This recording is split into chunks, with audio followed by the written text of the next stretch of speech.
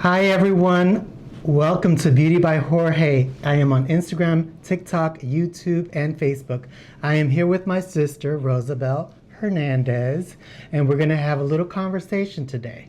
We're going to get to know her a little bit more, talk about her retirement, her future plans, what she's been up to, and what she has in store for the future. Also, we're going to talk about her 2 books that she has written, and she's going to go into detail about what they're about. And that is what we're going to do in this conversation and in this day. So, Rosa, tell us a little more about yourself. Okay, besides being your wonderful sister, Absolutely. my name is Rosabel. For those of you who don't know me, Rosabel Hernandez, but people call me Rosa. And if you know George, if you've been following George, we are from El Salvador. And I came here when I was 3 years old, raised in the Washington, D.C. area. Mm-hmm. And we moved to Maryland when I was about 11, 12 years old. I was starting middle school. We grew up in Northeast D.C., by the way. It was really rough in those times. You went to Shade Elementary School. Shade Elementary School. Yes. Shade School. I forgot. I forgot the theme, but yes, 1st through the 5th grade, I was there. Okay. Yeah. And it taught me a lot, being in those years, being in that neighborhood, it'd be just everything, because it taught us how to really survive. You know, we were pretty much, what is it called? Latch kids? Latchkey kids. Yeah, latchkey kids. And we were kind of like the only Latinos in the neighborhood, me and a few other cousins, but she grew up surrounded by a culture that wasn't really hers, and she was able to survive and move on. Yeah. What did you learn that you think helped you from that experience of growing up in a different neighborhood, in a hardcore, like, strong neighborhood, to where you are today? Well, at that time, of course, I'm 3 years older than him, so our parents were busy working, and so I was making sure the bullies weren't messing with him, and also she had 2 jobs, school and my bodyguard. It's true. It is absolutely true. And so maybe that's where my little control issues started. Maybe, right? And so I had to be very alert, making sure strangers, if they were not, you know, there was a couple of, maybe 1 or 2 situations where we went into our building, and I noticed, why is this guy following us? You had a lot of street smarts. I did. I had a lot of intuition, street smart. And I remember that day because it was after school, and instead of going into our apartment immediately, we went to our neighbor's apartment. So whoever it was didn't know exactly where we lived. Mm-hmm. So I had to think quick. I also think you also learned how to stand up for yourself and speak for yourself. You were able to speak a lot for me, for you, and for everyone others, around us. Yes. Yeah, I don't like injustices. Mm-hmm. So that has always been a part of my DNA, is always fight for those who I truly love, friends, family, even foes. Well, fast forward, she got her first degree at George Mason University. Yeah. Then she got her master's degree at Regent University. Then you went on to work. Yeah. Explain to us what you did and what your career was. And we'll go from there. So our parents had a business early on in our young years. So I actually learned how to work with people, train people, even fire people, hire, fire, and train at a very young age. You kind of got that human resources thing going on early. Early, managerial, right? Managerial gifts and talents. And I actually am George is a hairstylist, 30 years now, I think. 30 years. And so I used to do hair too. I think he forgot because he doesn't have a good memory, but I used to cut men's hair. I used to do women's hair. It was a very brief career for her. Yeah, it was very brief, but I did internships, and that I would advise anybody who's looking for a career track. I did internships, non-paid. I did internships at the U.S. Chamber of Commerce. I started there as an intern, then part-time, and then full-time employee. I did internships at the White House, at the U.S. House of Representatives. And so during my internship at the White House, a volunteer asked me, so what are you going to do after you get your master's degree? I said, that's a good question, but I need to do something international because I loved that type of environment. And so she introduced me to someone, and it was a retired diplomat. And so she actually said, hey, why don't you apply? And that's what I did. But prior to working at the Department of State, I was an entrepreneur. I started one of the businesses, the Third Shop. I remember it like it was yesterday. And every Saturday I would gather people, friends, family, to go knock at the doors and flyers. I had flyers made. Hey, we're new to the neighborhood. And we started with a few employees. Kind of like, what's that word where they just get up and go and they do it for themselves? Guerrilla style. Mm-hmm. Where you go out into the neighborhood and you pass out flyers and I did all that. You're speaking to the people. And yeah, that's what you do. One with the people. Speak to the community, to the people. Mm-hmm. That's the best type of marketing, is word of mouth and getting to know the neighborhood and them getting to know you. We were actually in that neighborhood. We were actually the first Latino salon in that area. It was in Bladensburg. And because we had other two shops, but one was in Tacoma, the other was close to Langley Park, and this one was in Bladensburg, Maryland. So.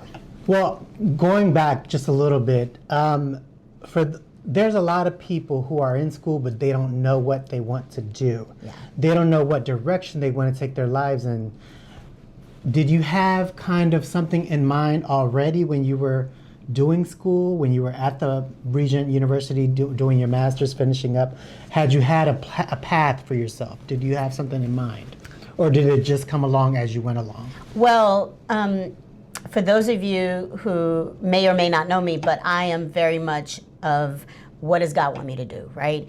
I do believe that we're all gifted with gifts and talents, with strengths and weaknesses. What is your passion? And so while I was in Montgomery College, I was there for quite some time because I still didn't know what to do with myself. And I was a horrible student. I was kind of a little cray-cray, just a little bit. And finally I got my act together. And I even had a counselor say to me, because my grades were so bad in community college, by the way. They were so bad that she said, yeah, I don't think college is for you. Yeah, I don't think you're ever going to get into a decent university. Oh, my Lord. That really hurt my feelings. Maybe she was trying to give you a reality check. Yeah. Well, I think for me, if you challenge me, I'm gonna want to prove you wrong, right? Mm-hmm. So it did help you. It did help me. It put fire under, and while my grades and my GPA were not that good, but I was able to get into George Mason, but not into the School of Management yet. Or the School of Business, just into the school, but you really had to work into a particular school. Okay. So one time I was in the library and I really thought I wanted to do finance. After taking statistics, accounting, 102, statistics, I knew this is not for me. What do I do? And I prayed and I asked the Lord, what do I do? And he gave me literally 2 dreams back to back that I was in the management field. Mm-hmm. And that's where I went. I got onto the dean's list for the first time in my life. And then that's when I did internships, and it led to my eventually 20-year career as a U.S. diplomat. You also had a gift for speaking. You had a really great gift for public speaking. You were also a youth pastor at some point. A youth leader, yeah. How did that help you in your career? Oh my goodness, that was the foundation. Yeah. That was the foundation. I actually gave willingly my life to Christ at 15. By, I would say, late teens, early 20s, I was leading Bible study in our basement in Rockville. Mm-hmm. And I even helped mentored and started a dance group called, I forgot what it's called, Christ Fanatics. And we did dances to Shackles and a couple other things. And to the point where actually it grew a lot. The group grew a lot. I'm talking people from all walks of life were attending the Bible study. And I was approached to be a youth pastor, a youth leader, a key youth leader. which I had to decline because I was in school at the time. I was at George Mason. So I had to decline because for me, the education was first. But that's always been a passion of mine. You've always led people in a way. Yes. You like that role. And I did the public speaking there. That is where I was afforded the platform. And I was given opportunities to preach to the youth. I was given the opportunity to lead youth. And at the time, I don't know if you remember, my mom and my dad gave me an old Pathfinder, so I would squeeze all the kids in there and just take them out on a Friday after church.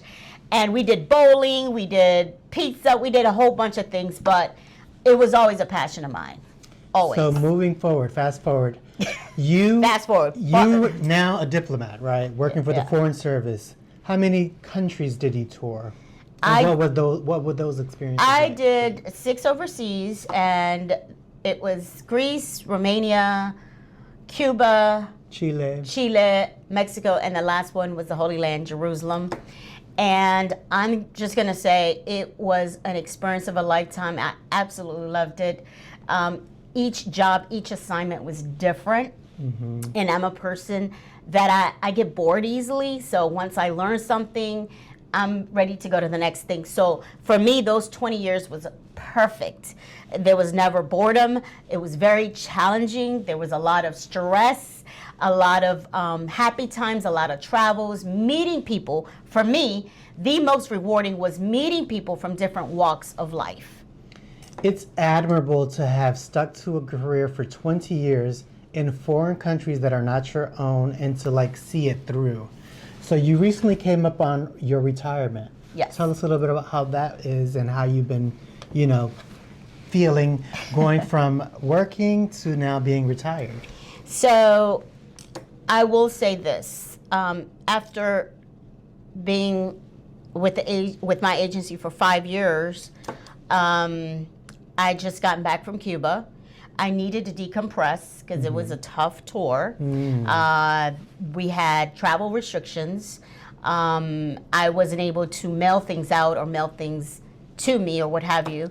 So whatever I did on that island was interesting. I was there for 2 years. And when I came back, I needed to decompress. So I took myself to the beach, to Virginia Beach. I took my Bible, and while I was there, I read, and it was Genesis 31 actually. When I read it and I saw you're only going to do 20 years, or when Moses worked for Jethro 20 years, I immediately sensed it, I felt it, it hit me like a ton of rocks. And I said, Lord, is that what we're doing 20 years? I was 5 years in only. Is that what we're doing? Is that what we're doing? No answer.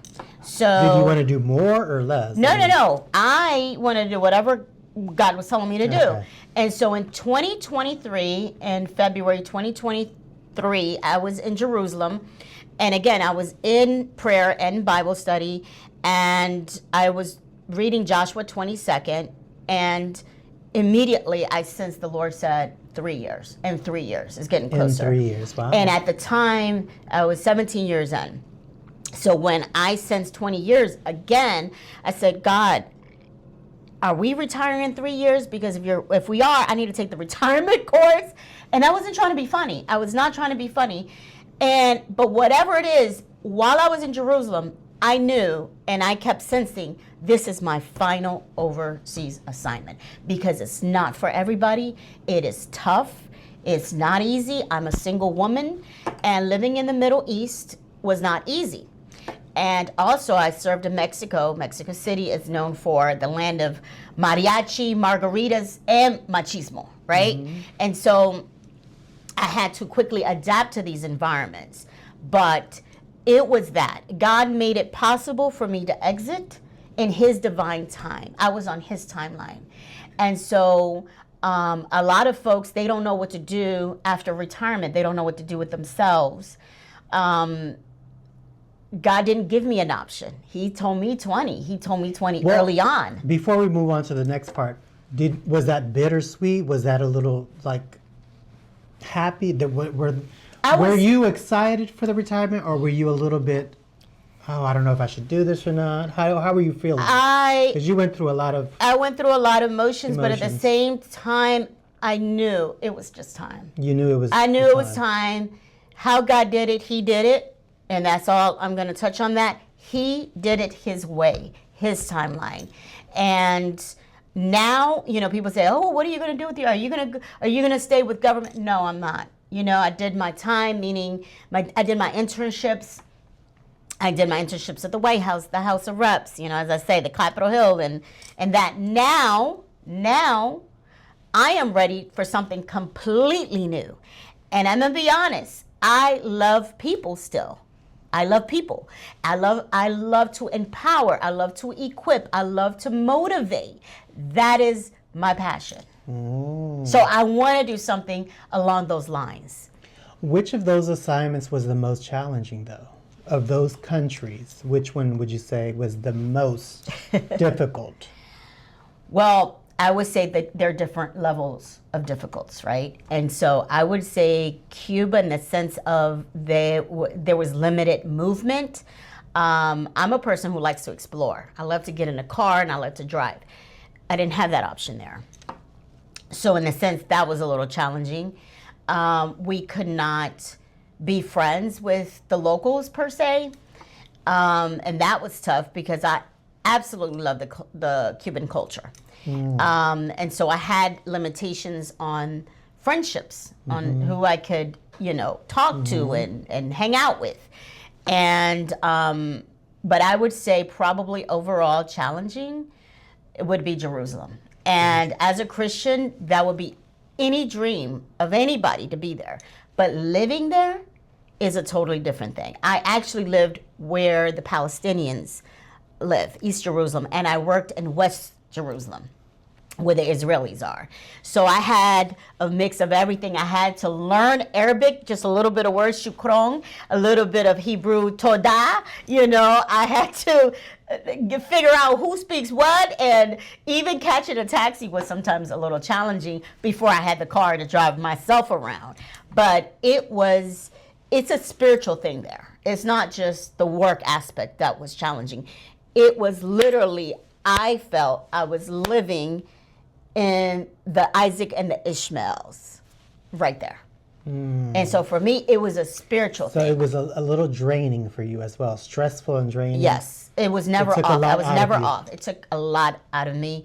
And every 3 months, I would say the last year I was there, every 3 months I was looking to my next trip to get out, to just get a mental break. And even when I got out for a week or 10 days, that wasn't enough. It wasn't enough. It was not enough. And so even with George, we traveled while I was there to Greece, to Paris, to where else? And she wasn't really like I wasn't truly there. relaxed. Yeah. She was still, her mind was somewhere else. Yeah, I was on my email. I was, you know, I just couldn't disconnect. You just cannot disconnect. But I'm sure you will never, ever forget being in Jerusalem, living in Jerusalem. It was a privilege. It was an honor, in spite of the challenges. Something that's really, really admirable to the point where really no one really does that, and to have done that and then survive it, come through Just it. call me Shadrach, Meshach, and Abednego. Well, which one of these posts was the most rewarding that you would say was just everything you wanted or weren't expecting, but you know you got a lot from Again, it? I would say Jerusalem, because on I a thought it was spiritual Mexico. level, on a spiritual level, Okay. it was amazing because I can now open the Bible and I know exactly where these places are. And by the way, I was posted in Greece, the first one. So for me, that's the second Holy Land because the New Testament was written in Greece. So I was able to go to It's like you came Thessaloniki. full circle. Yeah, full circle from the New to the Old Testament. I mean, it was amazing how only God could have done that. I'm sorry. I mean, talk about a God of strategy. Talk about a God of intention. I started in Greece and I ended in the Holy Land, Jerusalem. Now, overall, back to your question, overall, I would say yes, Mexico City. It was a huge mission, so I was busy. And you made a lot of friends. Oh there, my too. goodness, and local friends. So I went to the local this church. day. To this day, I'm still in contact with friends there. And the culture, you know, even though we're Salvadorian and the food is different, the music is different, but it's the same, like, you know, Latin culture. Latin, feisty, fiery culture that I love, you know, and I had so much fun there. I mean, from the beaches to visiting the different parts of Mexico, the work was a lot of work. It's probably one of our largest missions overseas. You also, I don't know if you want to talk about this or not, but you even survived an earthquake. Two earthquakes. Yes. So the first earthquake was 2014 or 2015 in Santiago, Chile. My goodness. I was living on the 8th floor and I had visitors. I was hosting a dinner and oh my word, it was a 6.5. You started shaking. I was devastated. I was for real scared. I was like, I started to pray in the name of Jesus. My guests were like, shaking. Also, you know, and then all of a sudden people start calling. We start calling each other, make sure everybody was okay. But that was my first scare. The second one was Mexico City and when was that? 2017, I think. 2017, yeah, because I left 2018. And you also had a friend. I had a good friend stay with me, and they still have a little PTSD. We're not going to go into that, but it was bad. I was actually at the embassy when it happened, and then we had to evacuate, and we were outside on the lawn for like 2 hours. I was trying to call our mom, but I didn't know how quickly that hit the news. And as soon, and I don't want to get emotional, but as soon as I got back into the embassy, the first phone call I made was to my mother, and our mother, and she was just crying. She was just crying, Rosie, you know, like completely, because she didn't know where her daughter was. Already the news were like, because I think it was almost 6 on the Richter, I'm sorry, 7 on the Richter scale. On the Richter scale. Yes, and literally blocks from there, about over 300 people died, you know, and honestly, ever since, everywhere I go, and especially if I'm supervising people, I pray for my staff, my team, and I've always prayed, and so to God be the glory that my staff, none of them, their properties, their families, not even their pets were injured, whereas other people, they were affected. But you know, I met up with the team. I had a big team there, and I just let them know, hey, I care, you know. And they were crying, I was crying, and they came up to me afterwards and said, Rosa, thank you so much for that, because we truly know that you care.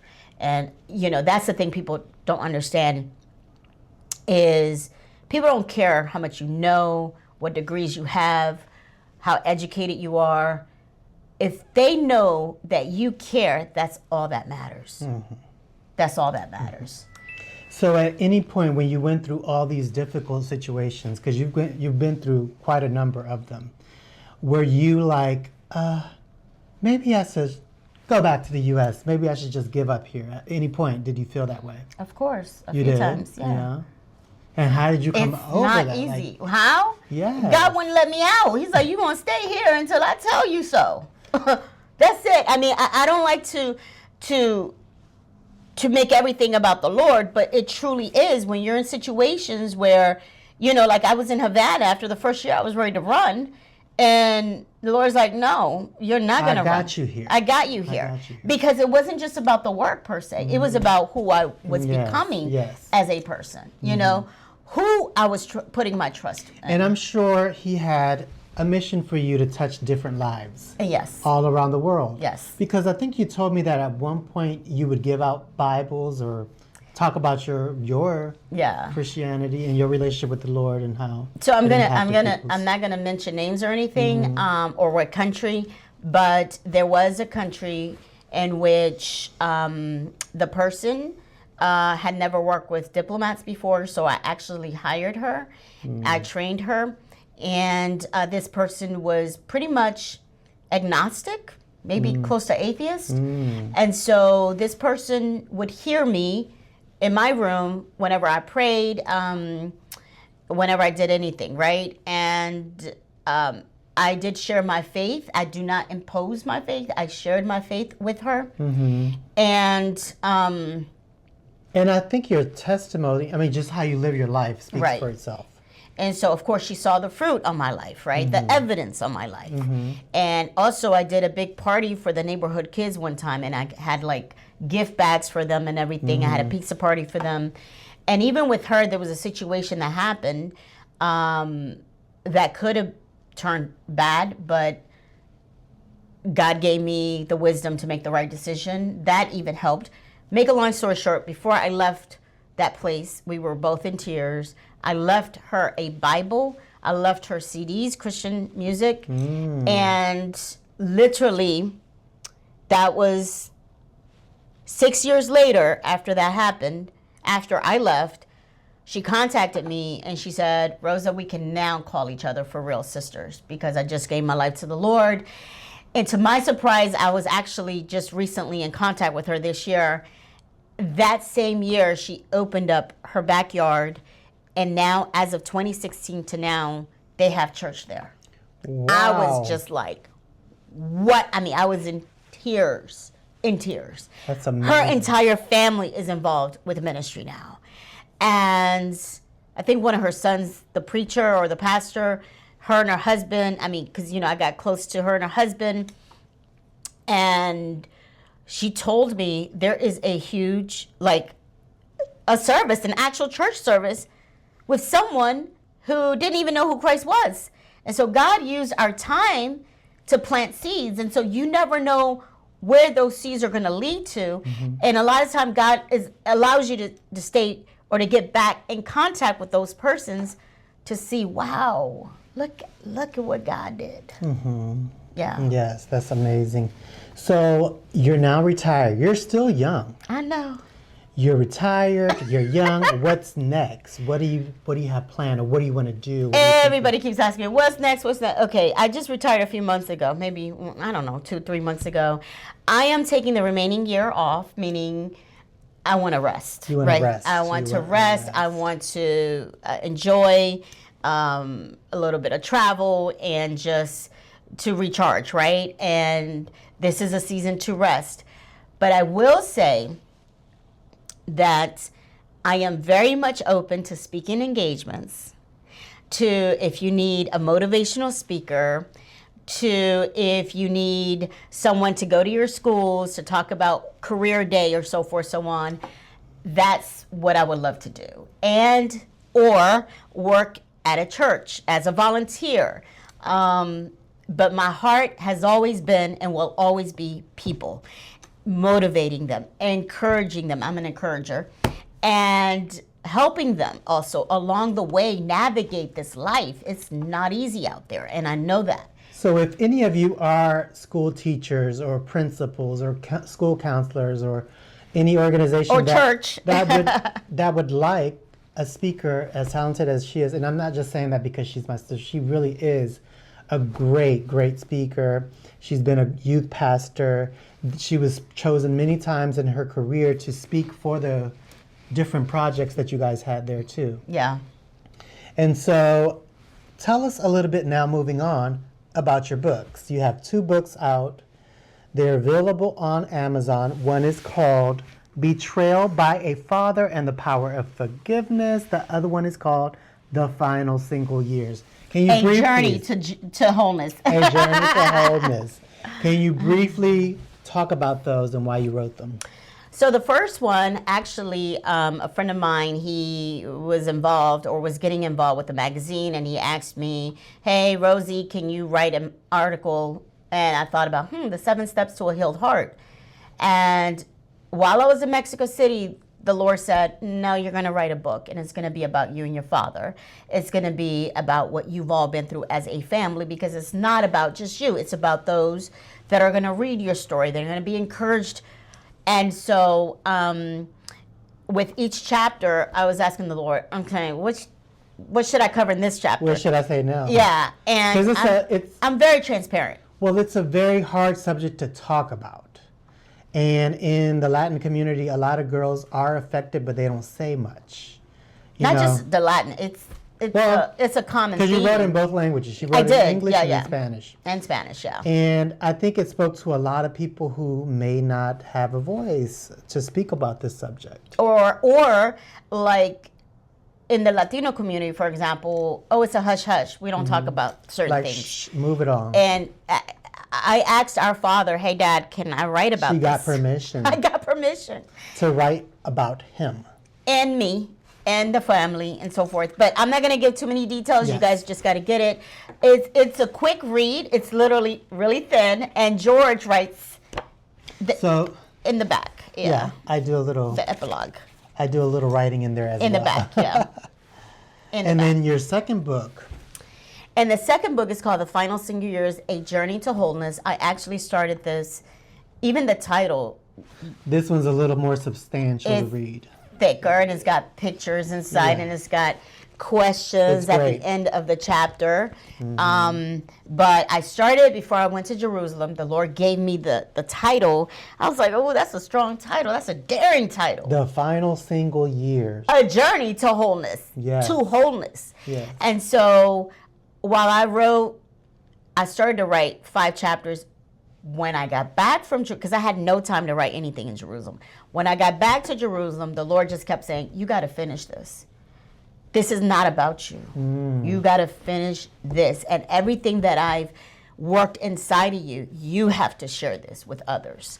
Because what I've done in you, how I broke you, how I remade you, how I got you to a place of wholeness, you have to share with others. And so I started, actually, when George would be working on Saturdays, I was working full time, but Saturdays, it was here at this table where I was just with my coffee in hand, typing away, and I finished it, and I published it August 2025, but I had the book launch October 2025. And so, even though it's in pink, but I was told, because a few guys have read it, they were like, it's a co-ed book. So it's not just women, it's men as well. So these books can be purchased on Amazon, and I hope you all enjoy it, because truly it's not just my testimonies and my walk, but it's to give you tools on life. So wrapping up, if people want to reach you for speaking engagements or for personal help, how can they reach you? Where can they reach you? Thank you for that. So I have IG, Rosabel N. Hernandez.